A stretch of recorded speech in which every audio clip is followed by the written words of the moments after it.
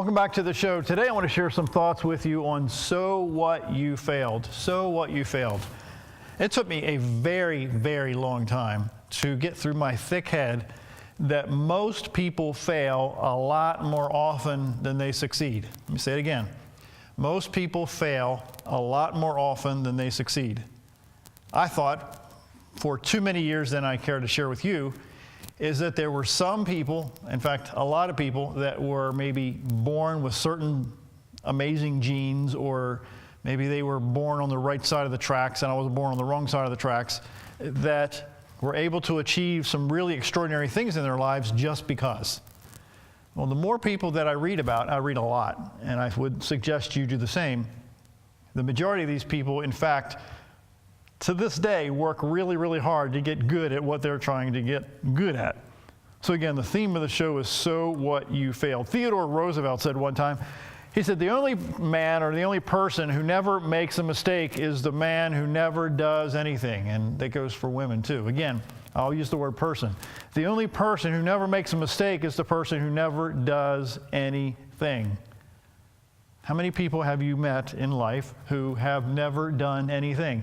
Maybe, just maybe, you look in the mirror and you say, John, I haven't really done much either because I'm afraid of what's behind every door in my life, every door of opportunity that's been looking at me every single day, but I'm afraid to turn the handle and open up the opportunity because I don't know what's on the other side.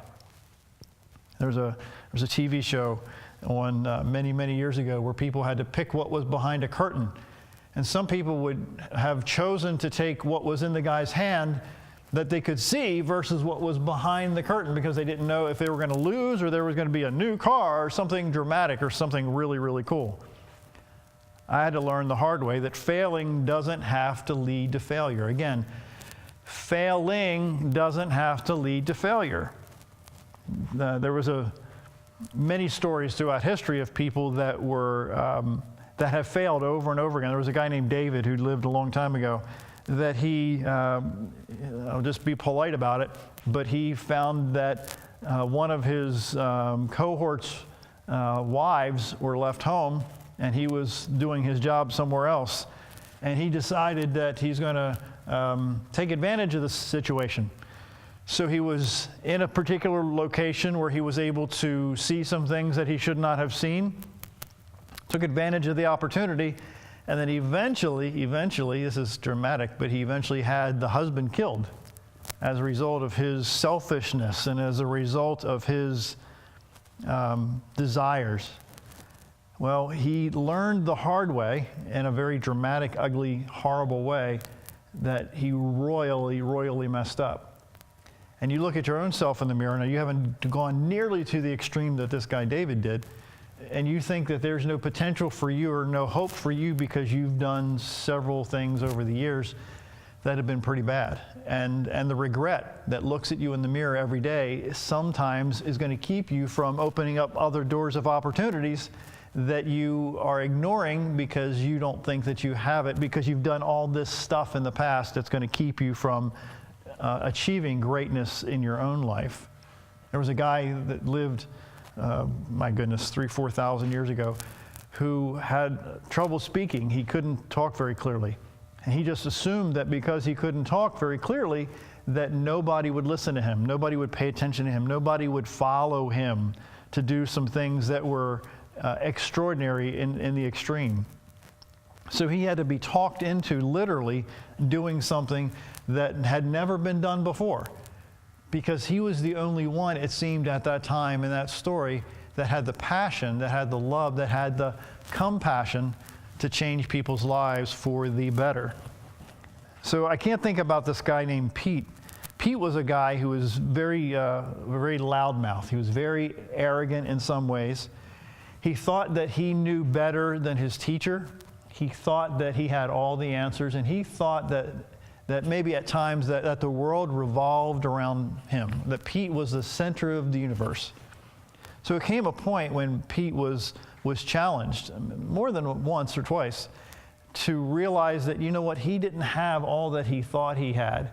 He thought that he had all the talent and the skills. He thought that maybe that he was smarter than his teacher. So there came a couple situations where he was literally sinking as a result of his opinion of himself. He looked at the circumstances around him and he realized in that given moment, in that situation, he was, in this story, literally over his head.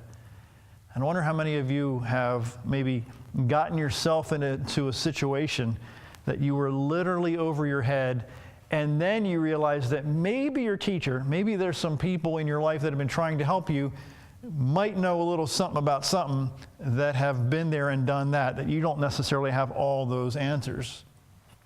There's a historian that said the worth of somebody must be measured by their life, not by their failure under a singular or peculiar trial.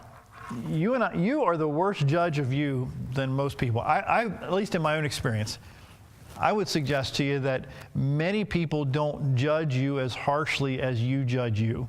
Think about that a minute. Many people don't judge you as harshly as you judge you. So what that suggests to me, at least, is that you are your worst enemy. You are the one that holds you back from doing things that maybe you should have been able to do before. Maybe you should have gone through one of these doors of opportunity. Maybe you should have been knocking on all these doors, but you're afraid that you don't have what it takes to see what's on the other side of those doors, on the other side of those opportunities. There's an old guy named Solomon years ago. He said that even if good people fall down 7 times, they'll get back up.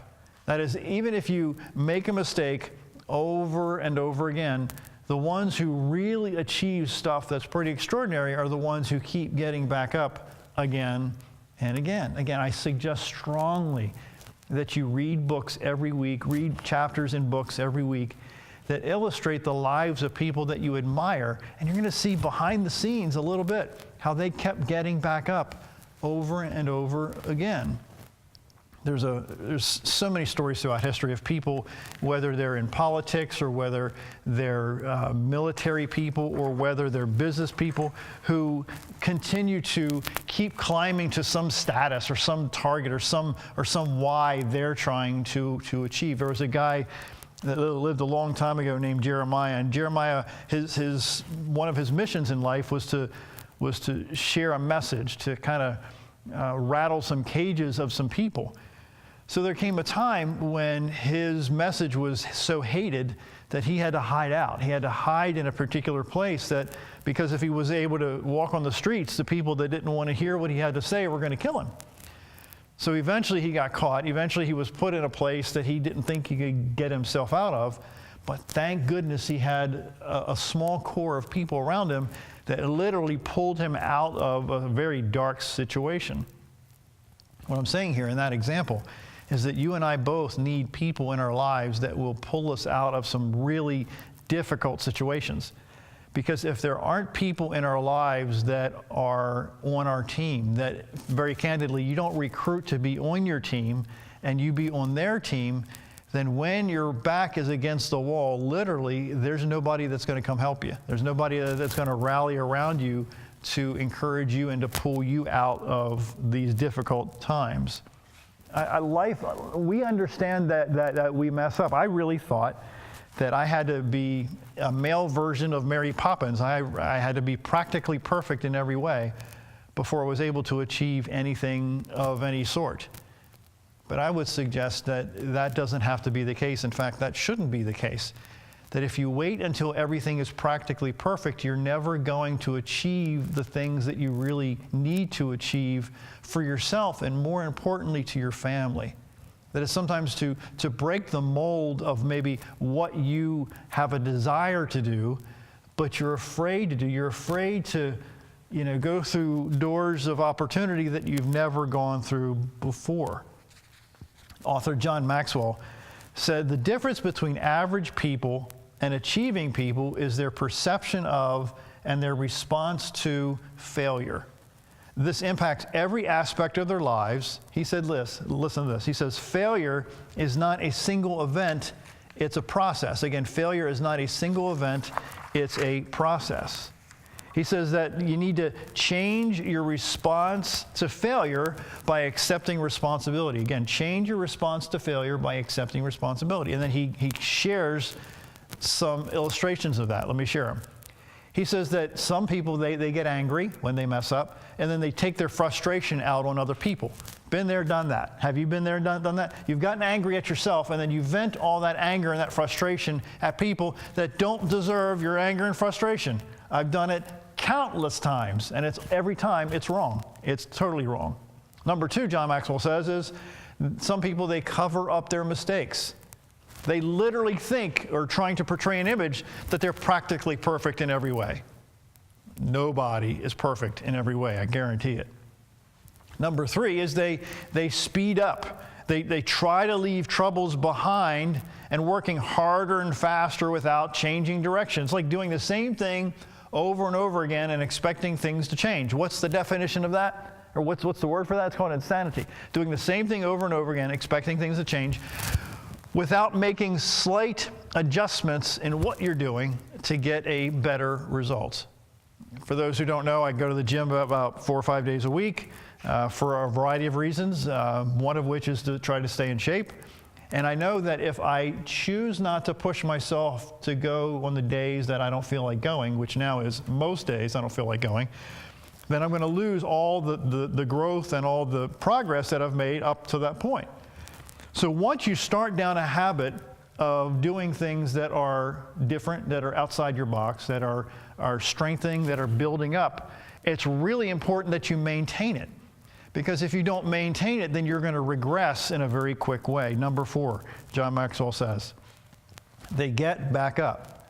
They lie down first, then they get back up to cover up, but they need to be able to admit it. Have you ever met people who fail to admit publicly that they messed up?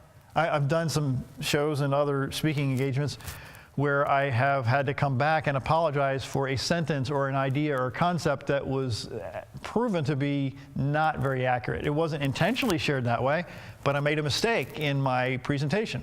So I went back and made things right. That's a big deal. When you mess up, fess up to it that you made a mistake and move forward. Because when you think that you don't mess up, believe you me, you mess up more times than you think. And then there are some people who they just give up. They just give up and quit. So about 2,100, 2,200 years ago, there was this guy named Philemon. And Philemon, he was a very interesting guy. And he was trying to take up for a guy that had done some damage to another guy. So Philemon was encouraging this other guy to, just let it go. Just, realize that what happened has happened. And that's one of my struggles. For people who have done substantial damage to my family, to forgive and move on. I'm not there. I'm not Philemon by any stretch. So please understand that. So I'm still struggling in that area for sure. But Philemon was encouraging this other individual to just let stuff go because, as he says, that people mess up. Paul. There was a guy named Paul a long time ago who his prior life was messing up. His prior life was destroying the lives of other people until he came to a situation in his life where his habits were challenged by somebody stronger than him that dramatically changed the way he ran his life, which now we're still talking about him some 21 or 2,200 years later. Some people run from failure and they commit what's called this blame game. They start blaming other people in their lives instead of blaming the person that has the most responsibility for their life, and that's them. It's the person in the mirror. I had to face that when back in 1983, I was working in a very small, dark room, literally, at a photo lab. And at the time, I was in my teens, and my job was to process senior portraits for this company. So I'm in this dark room about, I guess it was maybe 6 feet by 7 feet, by myself, door closed, dark room with this machine that I would sit through and process these pictures for these students. And I realized back then, it took me a little while to realize it, but I realized within a few weeks that this is not where I wanted to be for the rest of my life. I didn't want to be sitting in a dark room, but I was scared. I was scared to do the things that I really wanted to do because I looked at the guy in the mirror. I says, John, you don't have the capacity, you don't have the ability, you don't have the wherewithal, you don't have the talent, you don't have any of the characteristics that would lend itself for you to excel in this certain area or these areas of your life. But I realized at that time, and then again a few years later when I was 21, that if I didn't step out and do what I was terrified of doing, that is opening the doors of opportunities that I didn't think I could really excel in, I would never know. And I think you might know people like that too. They're afraid to see what's behind those doors of opportunities because they've never done that before. So then we blame other people, we blame our history, we blame our genes, we blame our family, and instead of really looking at the people around us. There's a story of a guy that wanted to learn how to play basketball, but he kept saying that he was really bad at playing basketball. Well, somebody approached him and he says, you know, the reason why you're really bad at basketball is because you choose not to practice basketball. Let me give you another example. I have a friend who is a really good piano player, and I have been playing the piano since I was probably, I want to say 10, 11, 12 years old. But I reached a plateau in my skill sets. I can still play the piano, I play by ear, and I'm okay. At the very best, I'm okay. But this guy came along in his, let's say in his 40s, and started taking piano classes and theory and all the other stuff that he studied. And now he is a much, much better piano player than I am because he chose to invest in himself and do the hard work that I have chosen not to do. So do I blame my genes? Do I blame my family? Do I blame him for learning how to do better than me on the piano? No, I have to blame me because I have chosen to take another direction and to invest my time, effort, and energy in other areas. So I could be jealous of him. I could be envious of him because, man, he's playing so much better than me, and I've been playing a piano 3 to 4 times longer than he has. But who has invested in himself? He has invested in himself because he wanted to get better at playing the piano. Yes, has he failed over and over again playing it? Yep, guess what? I have too. I had a piano teacher named Phyllis who wanted to teach me certain things on the piano, and back then when I was in my early teens, I wanted nothing to do with that new skill set because I was comfortable playing the piano the way I was playing the piano. So I would continue to do it, and I would give her a hard time, frankly, when she was teaching me. She told me, John, if you do this way, if you adjust things just a little bit, your piano playing is going to be less choppy and much more fluent, and it's going to be a lot easier on you. So my why, listen, she tapped into my why instead of preaching to me about the what and the how to do it. So think about this in your own life. If you define what you really want behind these doors of opportunities in your own life to give you a why that's so big that it's going to push past your fear, that's going to push past your intimidation, that's going to push past your anxiety of being afraid of failing when you trip through the door or that you open the door, then you're going to find more times than not that the why is going to keep you going through those times of failure. Again, your why is going to keep you moving forward through those times of failing over and over again, because failing, again, is part of succeeding. It took me a long time to get that through my thick head. Let me share a part of a speech that J.K. Rowling shared at Harvard University. If you don't know who that is, she is the author of the Harry Potter series. She said, "On this wonderful day, when we are gathered together to celebrate your academic success, I have decided to talk to you about the benefits of failure. Now, I'm not going to stand here and tell you that failure is fun. That period of my life was a dark one, and I had no idea there was going to be the press has since represented as a kind of fairy tale resolution. I had no idea how far the tunnel extended. And for a long time, any light at the end of it was a hope rather than a reality. So why do I talk about the benefits of failure? Simply because failure meant a stripping away, listen, failure meant a stripping away of the inessential. I stopped pretending to myself that I was anything other than I was and began to direct all my energy, listen, into finishing only work that mattered to me. Had I really succeeded at anything else, I might have never found the determination to succeed in the one arena I believed I truly belonged. I was set free because, listen, my greatest fear had been realized and I was still alive and still had a daughter whom I adored, and I had an old typewriter and a big idea. And so rock bottom, listen, I love this quote, this sentence, and so rock bottom became the solid foundation on which I rebuilt my life. You might never fail on the scale I did, but some failure in life is inevitable, she said. It is impossible to live without failing at something unless you live so cautiously that you might as well not have lived at all, in which case you fail by default. Again, you fail by default.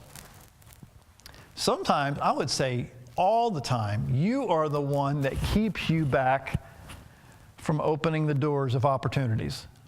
Yep, that's what I said. You are the one, many times, most of the time, sometimes all the time, that keeps you from opening the doors of opportunities, because all these doors, let me be a little more kind. At least half of these doors are unlocked. You don't necessarily need a key. You just need to walk through them. There's a story, I can't remember who said it or where the context was from, but somebody said that when you walk into a room, act like you own the room. And for some of us introverts, yes, I'm a serious introvert, believe it or not, that is quite intimidating to walk into a room and act like you own the room. I know several people who are introverts that they pretend that they own the room. Because what's going to happen when you pretend to own the room until you really get comfortable in the room? That people are going to be drawn to you, and then you're going to be able to impact their lives in a dramatic way. So the old saying is sometimes you got to fake it until you make it. I had a brief conversation with somebody the other day. And the week before, I was feeling really low. In fact, I don't want to get into it, but it was really a bad day. So the next day, or the next weekend, I was scheduled to speak in front of some people, and I had to turn it on. I had to fake it until I made it, even though I still internally was not feeling it. But I did it, I faked it, if you will. That sounds impolite, but I faked it because I had a job to do. I had people to impact. So I had to set aside my own anxieties, my own frustrations, my own agony for an hour to do my job, frankly. And sometimes you have to do that too. You have to choose to set aside for a period of time, a short period of time sometimes, to do your job for the sake of other people that frankly needed what you needed to share. Now, I'm not talking you maybe have to get in front of people and do certain things, but you do need to set aside sometimes your own agony and your own pain and your own fear for the benefit of other people. Let me share another story. Thomas Edison invented the microphone and the phonograph and the incandescent light and the storage battery and talking movies and more than 1,000 other things. But in December 1914, he had worked for 10 years on a storage battery.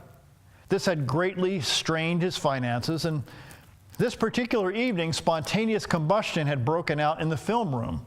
Within minutes, all the packing compounds, celluloid, and records and film, and the other flammable goods were in flames.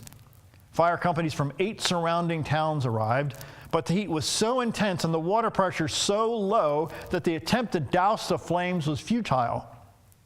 Everything was destroyed. Edison was 67 years old. With all his assets going up in a whoosh, although the damage exceeded $2 million, the buildings were only insured for $238,000 because they were made of concrete and thought to be fireproof. Would his spirit be broken? The inventor's 24-year-old son, Charles, searched frantically for his father, and he finally found him calmly watching the fire. his face glowing in the reflection, his white hair blowing in the wind. His heart ached for him, said Charles. He was 67 years old, no longer a young man, and everything was going up in flames. When he saw me, he shouted, "Charles, where's your mother?" When I told him I didn't know, he said, "Find her and bring her here. She will never see anything like this as long as she lives." The next morning, Edison looked at the ruins and said, "There is great value in disaster. All our mistakes are burned up. Thank God we can start anew." 3 weeks after the fire, Edison managed to deliver the first phonograph. So that story asked me a question. Maybe it's going to ask you the same question. How do you view life when your plans go up in smoke? How do you view life when your plans go up in smoke? I'm there mentally every day, every single day. To be brutally blunt with you today, what do you do when all your plans go up in smoke? That is, you need to keep getting back up. And I'll be the first to tell you that the hardest part is getting back up when day after day you feel like banging your head against the wall because life is not going the way that you think it should have gone or that it should have gone. John Wooden said, the great coach, he says, success is peace of mind in knowing you did your best. Again, success is peace of mind knowing that you did your best.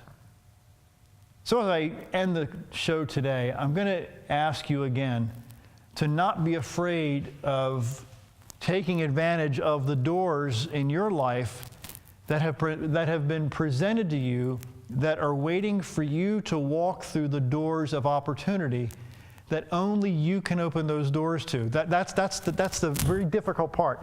Nobody, generally speaking, nobody's going to come open the door for you.